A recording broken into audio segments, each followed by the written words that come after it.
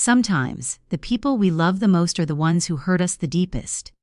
We pour our lives into them, our time, our energy, our trust, and we believe that blood alone will shield us from betrayal. But what happens when that trust is shattered? What happens when your own child, the very person you raised with hope and faith, turns against you with a smile and a plan to destroy everything you've built? Tonight, you are about to witness a story of deception, cunning, and ultimate reckoning. It's a story that proves that betrayal is never the end, it's only the beginning. Because true strength doesn't come from rage, it comes from patience. True victory doesn't come from revenge alone, it comes from intelligence, strategy, and unwavering resolve. Picture this: a son, confident, arrogant, and blinded by greed, transfers every dollar of his mother's hard-earned money to his wife's account. He laughs, thinking he has won, imagining the shock, the pain, the humiliation on her face. He doesn't know that the woman he betrayed is not broken, not defeated, but waiting, watching, calculating, planning. Calm, composed, unstoppable. This is not just a story about money, it's a story about justice. It's about resilience. It's about the power of a mind sharpened by betrayal and the unstoppable force of a heart determined to reclaim what is rightfully hers. What comes next is not a simple confrontation, it is a masterclass in strategy, a lesson in patience, and a revelation that no act of treachery can escape the consequences it deserves. By the end of this story, you will understand that the greatest revenge is not born from anger, but from wisdom, that the most satisfying victories are those carefully planned, precisely executed, and deeply felt, and that even when it seems all is lost, the power to rise, to reclaim, and to dominate still lies within those who refuse to be defeated. Hold your breath, because what you are about to see is more than revenge. It's a lesson in strength, dignity, and the unstoppable force of a mother's love transformed into power. Betrayal by blood is a wound that cuts deeper than any blade, a pain that does not fade with time because it comes from the very person you trusted most in the world. When a son, someone who should carry your values, your legacy, your love, reaches into your life and steals what is yours, especially the fruits of a lifetime of struggle, sacrifice, and devotion, the betrayal reverberates in ways that shake the foundation of your very existence. It is not just the money that is stolen, it is the trust, the affection, and the quiet confidence that your child would honor and protect you. This type of treachery is particularly sharp in its cruelty because it comes wrapped in the familiar face of family, someone whose laugh you nurtured, whose scraped knees you tended, whose dreams you believed in with unwavering faith. The emotional shock is immediate, a punch to the gut that leaves you momentarily breathless, questioning everything you thought you knew about loyalty, love, and the unspoken bond of blood. The act itself is almost cinematic in its cold precision. Imagine the son, smiling with a casual cruelty, executing his plan while speaking words that are meant to sting, words dripping with smug satisfaction. Can't wait to see mom's face when she realizes she's broke. In that instant, the very air feels thick with treachery, a toxic mix of arrogance and disrespect. The betrayal becomes more than financial, it is psychological, a deliberate assault on your identity and dignity. Every dollar stolen is a symbol, a declaration that your labor, your guidance, and your sacrifices are insignificant in the eyes of your own flesh and blood. It is a humiliation that no parent should endure, yet here it is, delivered with the arrogance only a blind sense of entitlement can fuel. What makes blood betrayal uniquely agonizing is the contrast between expectation and reality. Parents raise children with a vision of mutual respect, of a future where the lessons taught, the values instilled, and the love poured out are returned tenfold, not repaid with deception. When that expectation is shattered, the mind spins in disbelief, a storm of anger, confusion, and sorrow swirling in perfect harmony. You replay moments over and over, trying to understand where it went wrong. Was it a lapse in judgment? A missed warning sign? Or was it a willful choice made in cold-hearted greed? The answers are often unbearable because they lead to a recognition that love, even when freely given, can be exploited by those we hold closest. Yet betrayal by blood also carries an unexpected power. It forces a reckoning, an awakening to the reality that love alone is not armor against deceit. The pain, while excruciating, becomes a forge in which resilience is tempered. In the quiet moments after the initial shock, after the tears and the fury, a plan begins to form, a way to reclaim dignity, a way to respond not with weakness, but with calculated strength. The betrayal becomes fuel, igniting a fire that transforms hurt into determination, humiliation into strategy. The lessons of life are harshest when betrayal comes from within the family, but they are also the most instructive, teaching the bitter truth that sometimes the fiercest battles are fought not in the world outside, but in the hearts and homes where we least expect treachery. Betrayal by blood is not merely a story of loss, it is a story of awakening. It is the moment when innocence is shattered and the hard, unyielding steel of resolve is forged. It is a reminder that trust, once broken, can be rebuilt only with wisdom, strength, and strategic action. The son may have believed that the act of stealing money would destroy the mother, but what he cannot foresee is the depth of her power, the quiet intelligence that has been honed over years of living, the ability to turn pain into a weapon. In this sense, the ultimate betrayal sets the stage for the ultimate reckoning. The blood may have been spilled in trust, but now it runs in the current of retribution, and the one who once smiled in cruelty will come to understand that the heart that was wounded is not weak, it is lethal in its precision, unstoppable in its justice. The son's betrayal, then, is both tragedy and opportunity. It is a wound, yes, but also a call to arms, a signal that the story is far from over, and that the betrayal will not go unanswered. The depth of the hurt only magnifies the potency of the response, making every moment of calculated counteraction all the more satisfying, all the more inevitable. Betrayal by blood may be the spark, but revenge, meticulously planned and executed, is the inferno that follows. There is a power in silence, a potency in composure that few truly understand. When the mother learned of her son's betrayal, she felt the immediate sting of shock, the burning humiliation, the swirling anger that threatened to consume her entirely. Yet she did not react. She did not scream. She did not confront him with the fury that raged behind her eyes. Instead, she sat quietly, a calm figure in the eye of a devastating hurricane. This calmness was not weakness. It was calculated, a strategic pause that heightened the suspense and planted seeds of doubt in her son's mind. By appearing unshaken, she created an illusion, a deceptive veneer that suggested submission or ignorance, lulling him into overconfidence. He believed he had won, that his act of treachery had successfully undermined her authority, that his mother was powerless to respond. And in that overconfidence lay his fatal flaw. The storm, however, was gathering just beneath the surface. Every smile, every word of casual civility, every moment of quiet patience was a deliberate measure, a way to observe, analyze, and plan. The mother used this time to assess the landscape of her life and the psychology of her son, understanding his arrogance, his weaknesses, and the overconfidence that blinded him to reality. The calm before the storm is not passive, it is preparation, a moment of gathering energy, sharpening weapons, and cultivating resolve. It is in this space that strategy is born and where the seeds of revenge take root. The contrast between the mother's serenity and the son's smug anticipation created tension, so thick it could be felt in every word, every glance, every interaction. The audience of her life, her son, her household, even herself, was unwittingly suspended in this moment of deceptive peace, unaware that the true storm was imminent. This calmness also served a psychological purpose. It disoriented her son, destabilizing his perception of reality. He expected outrage, tears, panic, but he found neither. Instead, he found a mother who sat poised, whose quiet demeanor spoke volumes more than any outburst could. This mental game was as crucial as any financial maneuver. It destabilized him, made him underestimate her, and reinforced the undercurrent of inevitability that his actions would have consequences.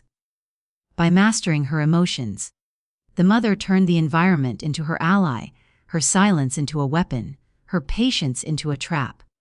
Every day of apparent inaction tightened the noose around his pride, until the moment of revelation could strike with the full force of surprise. The calm before the storm is a narrative device as much as a life strategy. It teaches that immediate reaction is not always the path to victory. Sometimes composure, observation, and planning are infinitely more powerful. By hiding her fury behind a mask of serenity, the mother demonstrated wisdom, intellect, and tactical brilliance. She was not a passive victim, she was a strategist, a master of the psychological battlefield, shaping events from the shadows while her son danced in perceived triumph. When the storm finally breaks, it will do so with devastating precision, but until then, the calmness itself is a form of strength, an unspoken warning that forces will collide, but only on the terms of the one who truly wields power. In life as in revenge, patience is a weapon. And the mother, calm and calculated, wielded it with lethal mastery, setting the stage for the reckoning that would inevitably follow. Her silence was not submission. It was a prelude to annihilation, a calculated pause before unleashing justice that would be both satisfying and inescapable. Revenge is most potent when it arrives where it is least expected, and when it is delivered by someone underestimated, overlooked, or dismissed. The mother's counterattack was a masterclass in strategic brilliance, a demonstration that intelligence and patience far outweigh impulsive greed. The son, drunk on arrogance, had believed that financial theft equated to victory, that he had the upper hand because he had acted first, boldly, and without fear of consequence. But the greatest power in any confrontation is the ability to strike not only with precision, but with surprise, exploiting the opponent's hubris to maximum effect. The mother's plan, cultivated in silence and patience, was a trap meticulously laid to turn his sense of triumph into a nightmare of realization. Every step, every decision, every maneuver was calculated to ensure that when she struck, it would be with undeniable authority and irreversible impact. The counterattack began subtly, almost imperceptibly. She did not rush, she did not announce her strategy. Instead, she observed, gathering intelligence, identifying weaknesses in his arrogance, noting the alliances he trusted, and understanding the psychological tools she could exploit. Her son's overconfidence, the belief that she would be helpless and powerless, became the engine of his downfall. He underestimated her entirely, assuming that wealth could be stolen and that love could be manipulated without consequence. This was the fatal error that allowed her to seize control of the narrative. Every action he took, every boast, every careless smile, was recorded in her mind as ammunition for the moment of truth. When she finally revealed her plan, the shock was absolute. The son, who had imagined dominance and superiority, was met with a mother who had not only foreseen his betrayal, but had orchestrated a counterattack that left him exposed, humiliated, and powerless. It was a triumph born not of brute force but of intellect, patience, and cunning strategy. The power dynamic reversed instantly. The predator became the prey, and the mother, once seemingly passive, became the unstoppable force of justice. This reversal is the essence of the unexpected counterattack: timing, precision, and the exploitation of misjudgment. It is a lesson that the boldest moves often invite the most catastrophic consequences when met by an opponent who is not only aware, but fully prepared. Her revenge was not merely a reclaiming of wealth, it was a reclamation of dignity, authority, and moral balance. Every detail, every element of the plan, was designed to maximize the son's realization of his failure, forcing him to confront the consequences of his actions fully. It was psychological, financial, and symbolic, a complete dismantling of his arrogance and a restoration of justice in its most satisfying form. The unexpected nature of the counterattack amplified its impact. Had she reacted impulsively, had she confronted him immediately, the effect would have been diluted, predictable, and less devastating. By waiting, by planning, by maintaining composure, she ensured that the son's fall would be complete, unforgettable, and instructive. The brilliance of this counterattack lies in its dual power. It punishes and teaches. the son learns the hard lesson that betrayal against those who love you, against those who are wiser and more patient, carries consequences far beyond the immediate loss. The mother's victory is total because it is both calculated and inevitable, proving that patience, intelligence, and timing are the deadliest weapons in the arsenal of revenge. In the end, the unexpected counterattack is not just a plot twist. It is a demonstration of the inexorable justice that follows betrayal when the betrayed refuses to remain powerless. Emotional payback is a force more powerful than any financial restitution or public humiliation because it strikes at the very core of human conscience. When betrayal comes from someone as close as a son, it is not just money that is lost, it is trust, security, and a lifetime of emotional investment. The wound runs deep, a pain that is invisible yet relentless, gnawing at the edges of your mind and heart. True emotional payback is not mere vengeance. It is the deliberate orchestration of circumstances so that the betrayer is forced to confront the full weight of their actions. It is the moment when arrogance and entitlement collide with reality, leaving the betrayer not just defeated, but stripped of their illusions of power. The satisfaction comes not from cruelty alone, but from justice being served in a way that resonates with the soul, a reckoning so precise it leaves no room for denial or rationalization. The mother's emotional payback begins with awareness, a clear understanding of the betrayal and its implications. She feels the initial shock, the searing pain, and the burning anger, but she channels it into strategy rather than impulsive retaliation. The son, blinded by his own audacity and confidence, believes he has succeeded. He smiles as he transfers the last of her money, imagining the look of panic and despair he expects to see. But the true satisfaction of emotional payback lies in reversing this expectation. The mother, fully aware of his intentions, crafts her response with a meticulous understanding of human psychology, ensuring that every action she takes maximizes his emotional torment while maintaining her dignity and composure. The payback is not random, it is measured, intentional, and designed to resonate deeply with the betrayer's conscience. The power of emotional payback is amplified by timing. The betrayer's sense of security and triumph is strongest immediately after the act, and this is the moment when the emotional sting will be most effective. By allowing the son to believe he has won, to bask in his perceived victory, the mother creates a psychological tension that heightens the ultimate impact of her counteraction. When the revelation comes, it hits like a thunderbolt, shattering his assumptions and forcing him to grapple with the consequences he thought he had evaded. This is emotional payback at its most devastating. It is not just about what is lost or regained, but about the moral clarity it imposes, the internal reckoning it forces upon the betrayer. Every smirk he wore in confidence is met with the cold reality of his miscalculation, and every thought of triumph is replaced with humiliation, regret, and awe at the intelligence and foresight of the one he underestimated. Emotional payback also has a transformative effect on the victim. In exacting justice, the mother reclaims her sense of agency, her dignity, and her moral authority. The act of planning, executing, and witnessing the son's reckoning is a catharsis, a purging of the anger and betrayal that threatened to consume her. It is deeply satisfying because it restores balance, not merely in a financial sense, but in an ethical and emotional one. Seeing the betrayer face consequences reinforces a universal truth. Treachery has a price, and those who violate the sacred bonds of trust are not untouchable. The satisfaction is twofold. It affirms the victim's strength and wisdom while delivering an unforgettable lesson to the betrayer, a lesson steeped in the inevitability of justice. Moreover, emotional payback transcends vengeance. It is an assertion of life's moral order. It is the knowledge that betrayal, no matter how cunning, cannot escape the consequences of foresight and intelligence. The mother's strategic response transforms the narrative from one of victimhood into one of triumph, turning pain into power.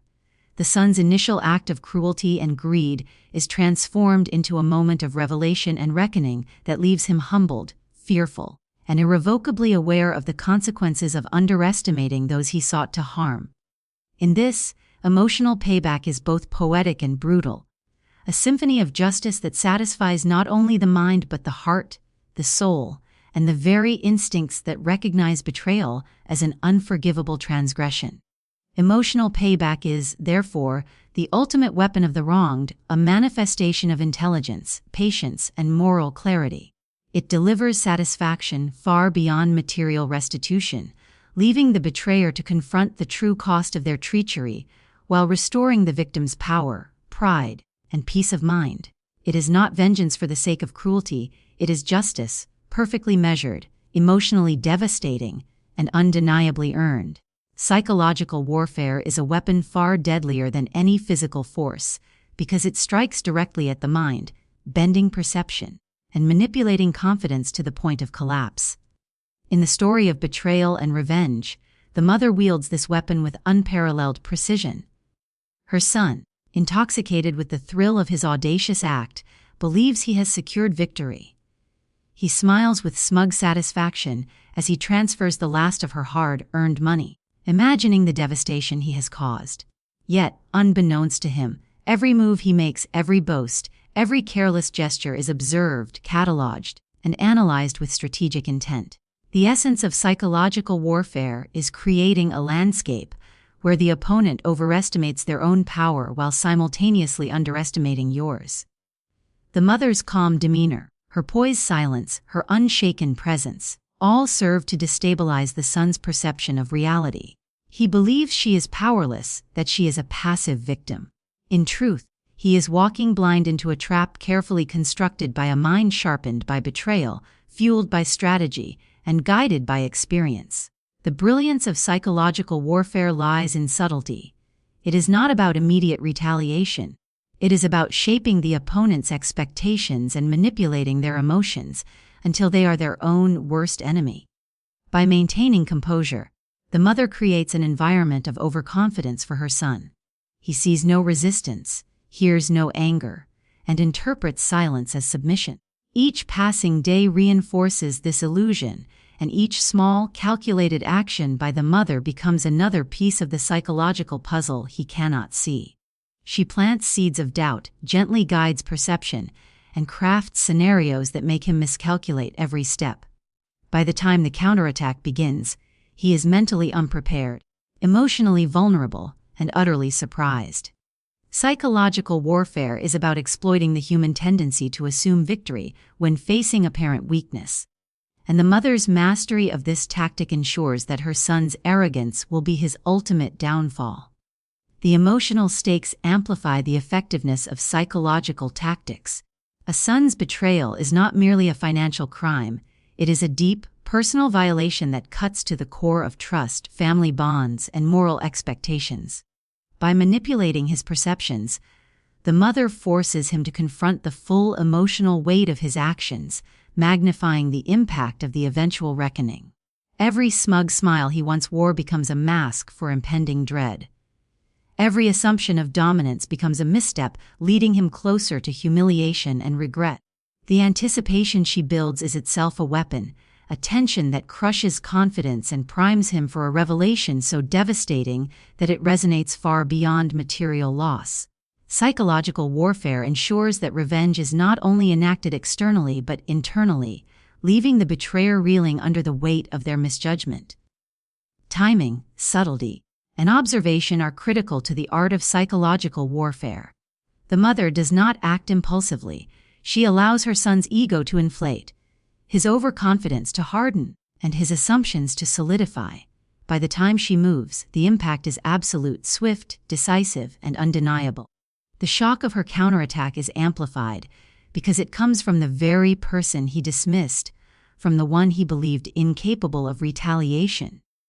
This is the hallmark of psychological mastery, turning the opponent's perception against them, using their own arrogance as a weapon, and striking when they are most vulnerable. Psychological warfare transforms the narrative of betrayal into a story of strategic brilliance. The mother's intelligence and composure render her not only a victim but the orchestrator of justice, commanding the battlefield of mind and emotion with surgical precision. Her son's miscalculation becomes a lesson in hubris, demonstrating that cunning, patience, and psychological insight can conquer even the boldest acts of treachery. Through this mastery, revenge becomes inevitable, satisfying, and morally resonant, proving that the sharpest weapon is the mind itself. Restoration of power is the ultimate climax of betrayal and revenge, the moment when dignity, authority, and control are fully reclaimed from those who sought to undermine them. In the story of the mother and her son, this restoration is both a practical and symbolic triumph. The son, blinded by greed and arrogance, believed that stealing her money equated to seizing control, that he could dominate and humiliate her through financial betrayal. But true power is never simply a matter of wealth. It is rooted in foresight, wisdom, resilience, and moral authority. The mother, through careful planning, psychological mastery, and patient observation, reclaims not only her money but the respect, influence, and dominance that were temporarily threatened. The act of restoration is profound because it asserts that betrayal, no matter how audacious, cannot permanently displace those who are grounded in intelligence, patience, and strength. Reclaiming power begins with preparation. The mother does not react in haste. She studies, calculates, and positions herself to regain control with maximum effect. Every decision she makes is deliberate, every action measured, ensuring that the outcome reinforces her authority and restores balance. This restoration is more than material, it is emotional, moral, and social. It demonstrates to the son that arrogance and betrayal carry consequences far beyond the immediate act. His initial confidence is replaced by disbelief, shame, and recognition of the depth of his misjudgment. Through this process, the mother reasserts her role as the arbiter of justice, the guardian of her life, and the undeniable force capable of turning vulnerability into victory. The restoration of power is also deeply psychological. By reclaiming control over finances, influence, and narrative, the mother undermines her son's ego and sense of superiority. Every moment of regained authority chips away at his arrogance, creating a profound internal reckoning. The power dynamic is reversed, and the son, who once believed himself untouchable, is forced to acknowledge the intelligence, strategy, and resilience of the very person he sought to destroy. This shift is not just symbolic, it is transformative. It restores the natural order of respect and hierarchy, demonstrating that betrayal may provoke anger but cannot permanently usurp those who are prepared, perceptive, and steadfast. Restoration of power also reinforces resilience.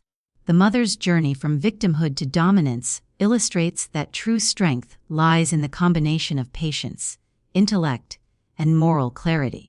By orchestrating a precise counterattack, she transforms the act of being wronged into a demonstration of mastery over circumstances, emotions, and consequences. Her regained authority is absolute, leaving no ambiguity about who commands respect, control, and influence.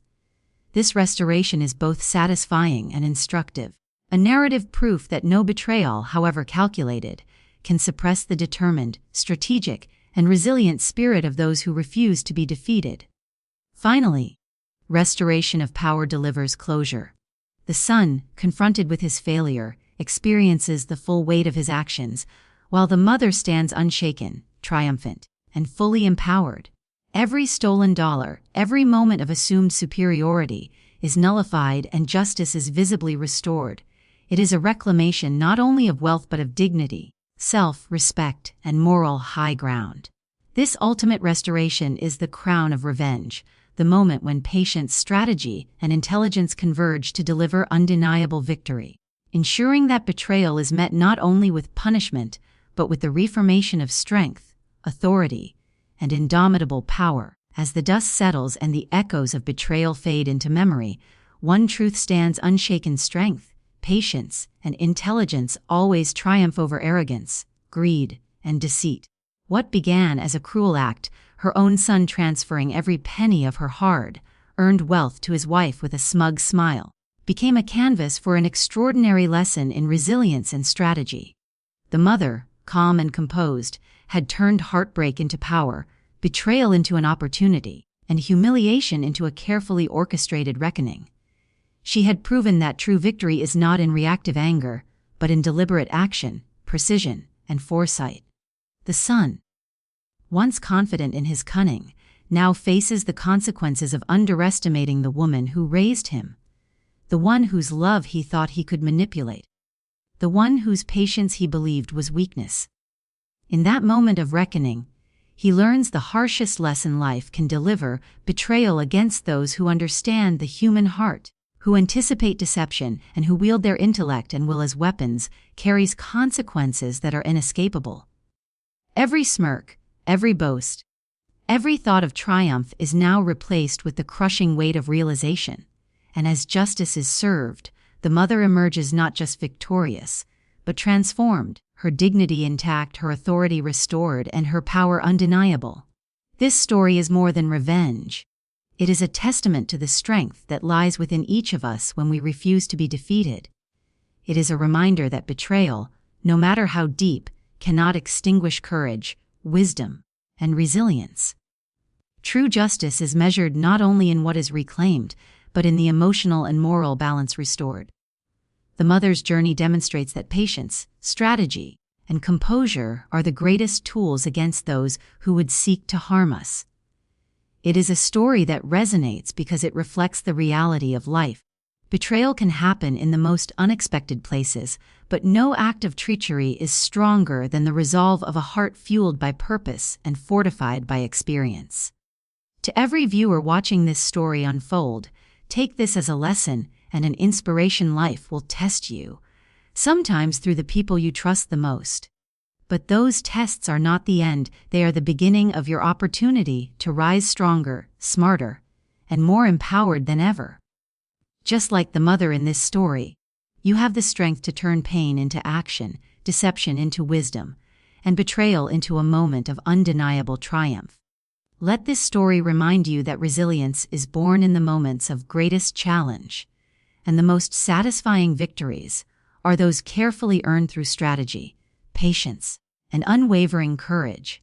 If you found this story gripping, inspiring, and empowering, make sure you don't miss out on more stories like this, stories of triumph, justice, and life lessons that hit harder than any plot twist you've ever experienced. Click that subscribe button, join our community, and stay tuned for the next story that will keep you on the edge of your seat, remind you of the power within you, and inspire you to face life with intelligence, courage, and unshakable resolve. Remember, betrayal may test you, but it will never define you. The power to rise, reclaim, and conquer lies within you, and the stories we share here are proof that no obstacle, no act of treachery, can ever outmatch the force of a determined heart. Subscribe now and witness the next chapter of courage, strategy, and ultimate victory.